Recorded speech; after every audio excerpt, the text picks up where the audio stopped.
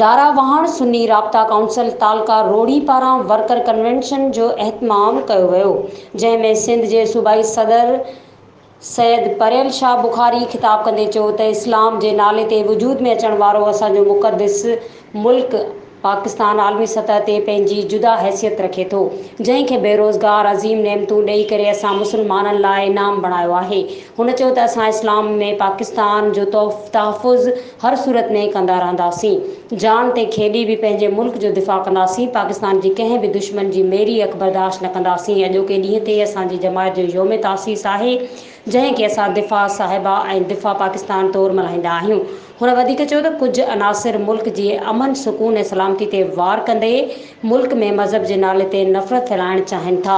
उन मौक़े ते डॉक्टर सनाउल्लाह उस्मानी, हाफ़िज़ अब्दुल वाजिद, कारी अब्दुल करीम बुर्ड़ो, मौलाना मारूफ तुन्यो, हाफ़िज़ हलीमा अलाउल्ला तुन्यो, हफ़ीज़ इंसाफ़ अब्बासी ऐं ॿियनि अॻवाननि पिणु ख़िताब कयो, जॾहिं त हज़ारें कारकुननि ऐं शहरियुनि शिरकत कई। मज़ीद खबरों और तफसीलात के लिए विजिट करें हमारी वेबसाइट www.awamiNewsHD.com।